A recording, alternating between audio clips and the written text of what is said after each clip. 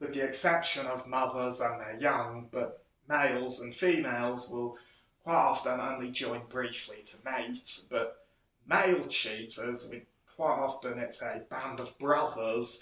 When they come together, they will usually group together, and those are usually brothers, and there can be it can be as big as three, but the largest recorded cheetah male group was 5 animals in Kenya, and when they work together, they can take down prey as big as wildebeest and zebra. Cheetahs have probably the most advanced vision of all the big cats. Well, they have a layer of cells at the back of their eyes that enhance their vision, and they can actually spot a moving gazelle from over or a mile away. And of course, once they've locked onto their target, they have to creep up to it as close as they can, to within about just 30 meters or so, and then they run after it. And of course, they use their claws to slash at the legs, and quite often that can either knock their prey off balance or hook into the tendons of their leg, which can give them a bad injury to knock them off balance, and then they finish it off with a bite to the throat.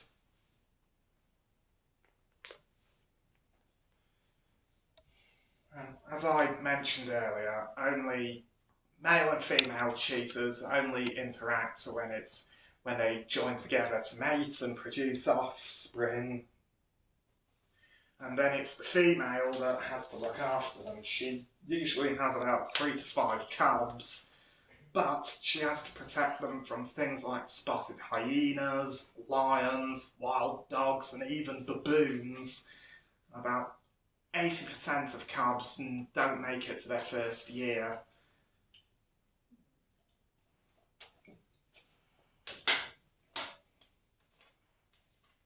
And cheetahs have only one weakness when it comes to hunting. As being fast means the cheetah is a lightweight, so it can't defend itself against tougher animals like lions or even hyenas. So when food is scarce, the cheetah often loses out. Its specialty of running fast that can actually sometimes be its biggest weakness. Cheetahs once roamed across all of sub-Saharan Africa, but of course the sad reality is their populations are minuscule in comparison to the past. I mean, their habitats destroyed to make way for plantations, farms and towns. They've been overhunted for their fur because it's so beautiful. The cubs are taken to be sold off through the illegal pet trade, but just like the lions, cheetahs are also persecuted by farmers and ranchers who see them as a threat to livestock and quite often take out their guns and shoot them. If this carries on, the cheetah could go extinct in the wild in the next 50 years, which is why it's vital to build breeding populations in captivity, and also to find ways to tell people how they can coexist with these magnificent cats. So that is their range. And the next cat is Africa's most elusive cat, and also the sultan of stealth, the African leopard.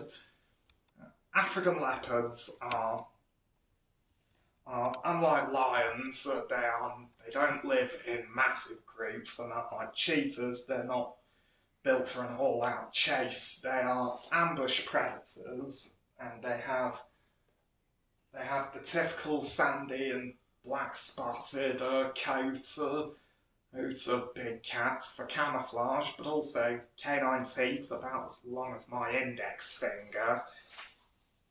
And they are the sultans of stealth. And they are Africa's most shy and elusive cats. In fact, people very rarely see them in the wild. And one of the main reasons for that is because they do most of their hunting at night, where their stealth and awesome eyesight give them an advantage. Because leopards prey on things like zebra, antelope, as big as impala, wildebeest, baboons, and pretty much anything they can find. Unfortunately, this does mean that they do go for livestock and occasionally people, because leopards are actually very unpredictable. In fact, they are the most dangerous big cats in Africa. And of course, one of the main reasons for that is we have people have encroached on their land with livestock. And quite often they just go out, they just see a leopard and they just think it's just a lazy cat, it's not going to do anything to harm us. But of course leopards have been known to be man-eaters, but that is on very rare occasions. It's desperately rare, but you've always got to have that in the back of your mind. And of course, probably the most dangerous prey that a leopard will hunt is warthogs. Warthogs may be a good food source, but they are far from defenceless and have vicious tusks. In fact, they can and do kill leopards. As I mentioned before about leopards doing most of their hunting at night, this is mainly down to the fact that, like with lions, which I forgot to mention earlier,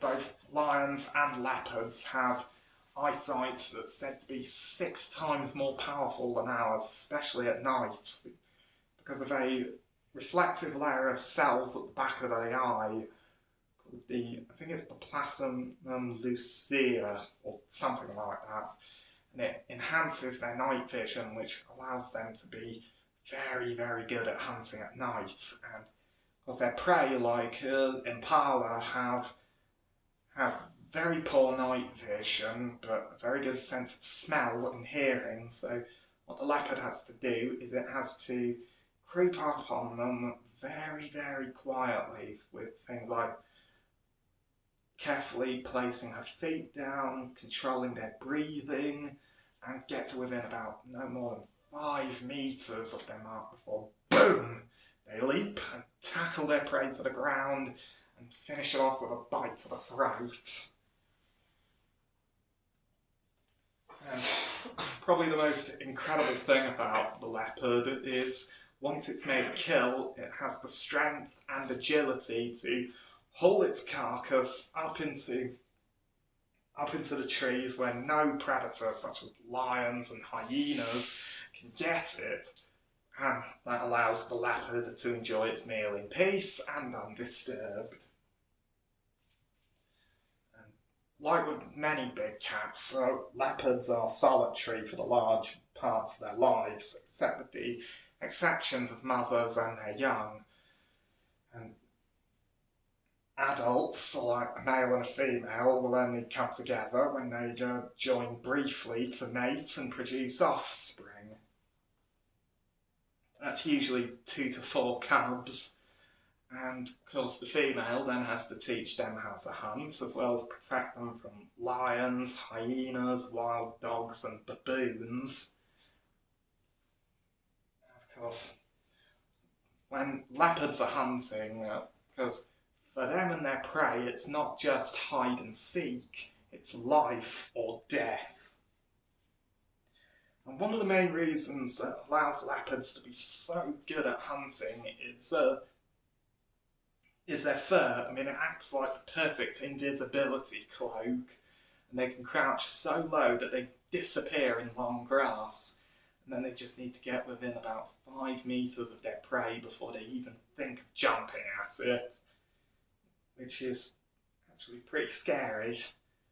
Like lions and the cheetah, they are vulnerable to human-wildlife conflicts with farmers and ranchers, but also illegal poaching for their fur.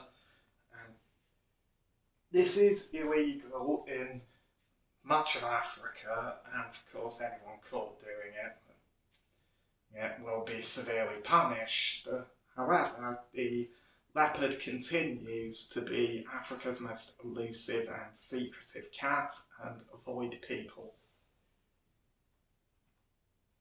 There is the range of the leopard. Also, I forgot to mention that the leopard is probably the most widespread big cat on the planet. It stretches from across much of Africa to parts of the Middle East and even into Asia. And now I'm going to move on to the largest of the big cats and my second favourite of this group, the tiger. The tiger is the largest of the big cats, and in fact a fully grown male can grow to be more than 3 meters long and weigh over 300 kilos, which is 4 times my body weight. And it has canine teeth as long as my middle finger and can bite with a strength of over 1,000 pounds, 400 pounds stronger than the bite of the African lion. And of course, the tiger is found in Asia, but now it's only found in small pockets scattered across the continent because of habitat loss and poaching. But there is a tiger corridor population across the Himalayas right into Southeast Asia, and that was put together by a BBC wildlife team with the late Dr. Alan Rabinovitz in the 2000s. That has helped increase the tiger's population in the last few decades. Tigers have a characteristic orange coat with a white underside and black stripes. While this may seem very obvious to us as humans, to many animals in prey zone like the rhino have very poor vision, and because they don't have great vision, the stripes of a tiger blend in perfectly with tall grass and trees, which allow them to blend in seamlessly. Tigers are ambush predators. In fact, they rely on not being noticed. Of course, they're too big for a lengthy chase, so they have to get within no more than 100 meters or so before they even think of pouncing on their prey. And of course, quite often, their prey doesn't even realise the tiger is following them until it's too late. And when a tiger chases its prey, it can clear 6 meters with every stride, and it grabs its prey with its large front legs, and then will finish it off with a bite to the throat. But if the chase isn't over within about 300 meters or so, the tiger is going to have to give up.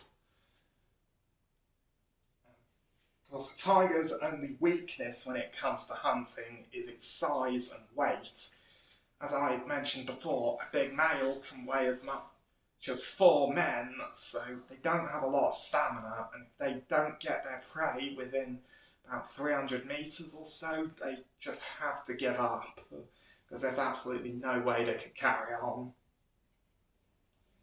And tigers are solitary hunters, and they're also very territorial and cannot stand competition. In fact, the only time tigers interact is when they mate and produce offspring or are clashing over territory. Just like with the white lion, there is also a variant of the Bengal tiger called the white tiger, and of course that is found in the Siberian or Bengal tiger species. Like with the white lion, it is not albino, it is all down to the gene that causes them to lose the pigment that gives them the orange look. Of Of course, white tigers